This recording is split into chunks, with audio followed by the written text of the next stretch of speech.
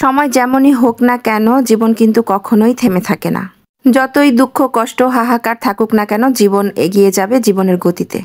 তবে কিছু কষ্টের স্মৃতি রয়ে যাবে যেগুলো সময় যতই যাক না কেন সেই স্মৃতি কখনো ভোলার না বা ভোলা উচিত না। তাহলে তো পুরাই অকৃতজ্ঞ হয়ে যাব। যাই হোক, ভয়ঙ্কর কিছু দিন পার করে গতকাল থেকে সবাই নিজেকে স্বাধীন বলতে পারছে। একটু একটু করে সবাই যে যার কাজে ফিরছে। এরই মধ্যে অনেক সাধারণ ছুটি গেছে, অনেকেই বাসায় ছিল। তবে মহিলাদের যেই কাজ সেটা কিন্তু কখনোই ছুটির মধ্যে পড়ে না। মন যতই খারাপ থাকুক, হাতে যতই কাজ না উঠুক, তারপরও কিন্তু সব কাজ করেই যেতে হয়েছে। যাই হোক, ওই সময়তে আমার অতটা ভিডিও নাই, আর আসলে ভিডিও করার মতো ওইরকম মন মানসিকতা খুবই কম ছিল। তারপরও মাঝে মধ্যে টুকিটাকি ধরা হয়েছে, পরবর্তীতে কোনো এক সময় হয়তো আপনাদের সাথে শেয়ার করা হবে। এটা হচ্ছে গতকালের একটা ভিডিও। আমার ঘরে মোটামুটি অনেক বাজার শূন্যই ছিল, মানে শুকনা বাজার অনেক কিছুই ছিল না। তো গতকাল সন্ধ্যায় কিছু শুকনা বাজার একদম আমাদের বাসার পাশের দোকান থেকে আনা হয়েছিল। যেমন চা পাতা ছিল না, চিনি ছিল না, তারপর দুধ ছিল না। তো আপনাদের ভাইয়া এগুলো আনার পর আমি আবার সবগুলো প্যাকেট থেকে বের করে আমি যেই জারগুলোতে রাখি সেখানে রেখে নিয়েছি। এরপর মনে হলো যে একটু নুডলস রান্না করি। আপনাদের ভাইয়াকে আমি বলেছিলাম একদম চিকন স্টিক নুডলস আনার জন্য। মিস্টার নুডলসের কোরিয়ান স্পাইসি নুডলসটা বেশ অনেক দিন যাবত আমার বাসায় মানে খাওয়া হয়, এটা ছাড়া অন্য কোনোটা খাওয়াই হয় না।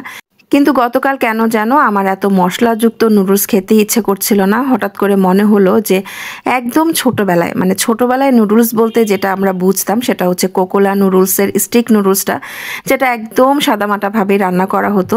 কেন জানি ভীষণভাবে সেই নুডলসটাই খেতে ইচ্ছে করছিল। তো আপনাদের ভাইয়াকে বলেছিলাম চিকন স্টিক নুডলস নিয়ে এসো।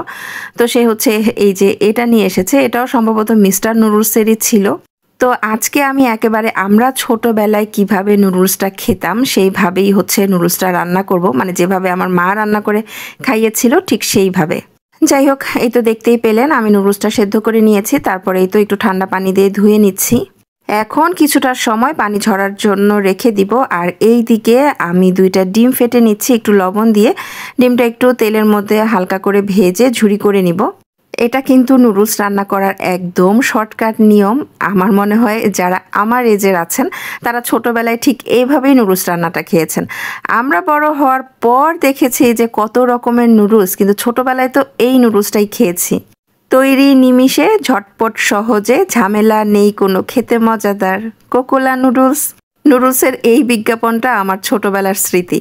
যাই হোক, নুডলস রান্না করতে করতে ছোটবেলার স্মৃতিতে ঢুকে গিয়েছিলাম, তার থেকে এখন আবার বের হয়ে এসেছি। ডিমটা ঝুরি করে ভেজে তুলে ফেলেছি।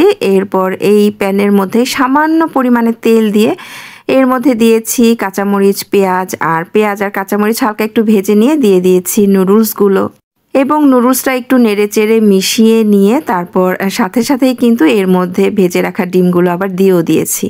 তো আমার ছোটবেলার মতো নুডলস রান্না এখানেই কিন্তু কমপ্লিট হয়ে যেত, কিন্তু এখন আবার দেখি এর মধ্যে একটা টেস্টিং সল্টের প্যাকেট দেয়। যদিও টেস্টিং সল্ট অনেকেই অ্যাভয়েড করেন, আসলে খাওয়াটা অত একটা ভালোও না। তারপরে যেহেতু প্যাকেটটা দিয়েছে আমি আজকে এই প্যাকেটটা এখানে ব্যবহার করছি।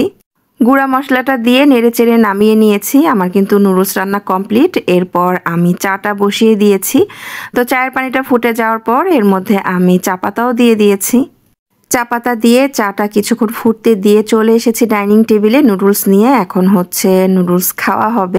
বেশ অনেক দিন পর বাসায় এইভাবে নুডলস রান্না করলাম। বললাম না, মিস্টার নুডলসের কোরিয়ান স্পাইসিটা অনেক দিন যাবৎ খাওয়া হচ্ছে, তো সেটাই দেখা যায় যে সবাই পছন্দ করে খায়। আজকে আমার পছন্দে এটা তৈরি করা হয়েছে।